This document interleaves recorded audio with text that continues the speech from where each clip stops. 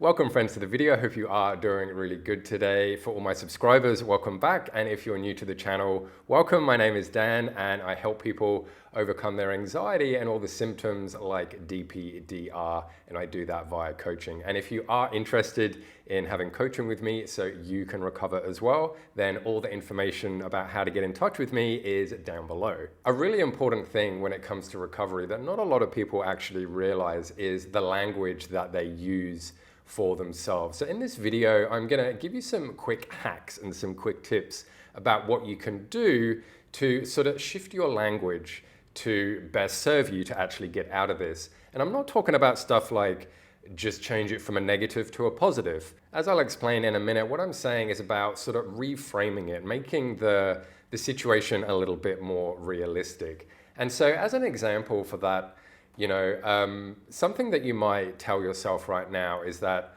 I really struggle with anxiety. And that would seem like a pretty reasonable thing to say, right? Like you think that you're struggling with anxiety. But to use that word struggle, that might not be so helpful. And so an example could be is when you're just using that word in daily sort of conversation with people. Like, oh, I really want to go to this party, but I'm really struggling with anxiety right now, so I'm not going to be able to go.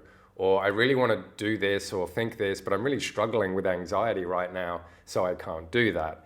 And you see, what's actually happening here is you're sort of closing the door on any type of progress, because by saying that, you're telling yourself that it's a struggle.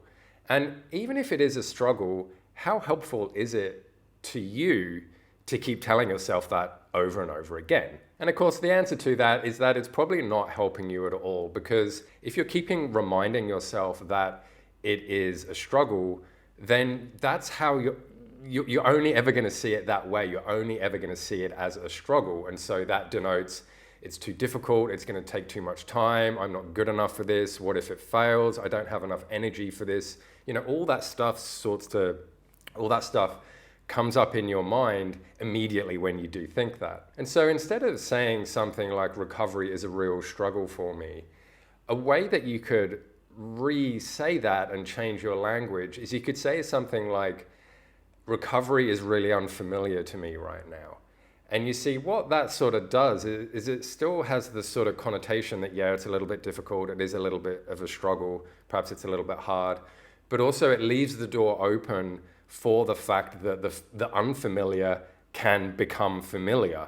It can get easier, you can get better at it. And another common word which a lot of people say is I wish. I wish I could recover, I wish this never happened to me, I wish I could just get back to my life how it used to be. And that's completely and utterly fine. But the thing is with the word wish, it doesn't really have any ownership over it, is it? It's almost like you're saying, I hope something just happens and I just get better. And I do know that through the coaching that I do with people, there's such a massive change, and it's so eye-opening, and so much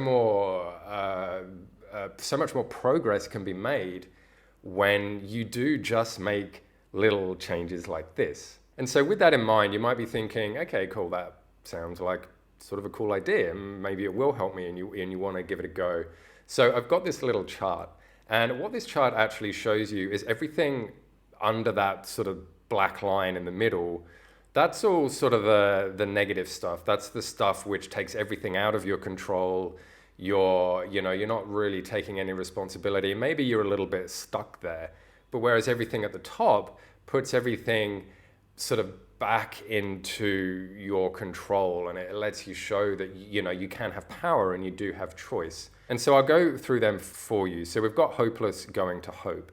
Stuck going to choice, react going to respond, blame going to 100% responsibility, scarcity going to abundance, vagueness going to clarity, and failure going to feedback. React, go to respond. So, like you might sort of say, oh, I always react this way. This is just how I've been. But if you sort of shift that to, well, how am I going to respond to this? Now, how am I going to choose to respond to this situation? And it's the same with stuck and choice. So you might say, oh, I'm really stuck right now, I just can't do it. And sort of all the other excuses that you come up with. But whereas if you look at it as choice, as in like, I'm choosing not to do this, or I'm choosing to do this, then it puts the power back in your hands. And that's what really this is about. It's about reframing the situation so you do realize that you do have a choice and you do have power in this. And if you're just continuously using the language of I can't and I'm stuck and I'm blaming my situation and I'm blaming that time that I got high and it left me in this, and I'm blaming my partner who's not supportive, and I'm blaming this and I'm blaming that, you know, even if all of that is true, how's it actually helping you? You know, how's it helping you? And now I'm not saying to forgive and forget and all that type of stuff, but I'm just saying that what's going to help you right now is to shift that language change. And some other things as well, which are sort of on this chart, but some of them aren't, is failure and feedback. You know, so you can look at yourself as something that you did and, oh, it was a failure and I suck. Or you can look at it as, oh, this is feedback for me to make sure that I do better next time.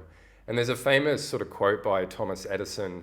You know, he said, you know, I tried 100 different light bulbs, and out of 100 of the attempts, only one of them actually worked. And I don't look at it as 99 failures. I look at it as 99 ways how not to make a light bulb. So you can see how that sort of language shift keeps the momentum going. It keeps the motivation going.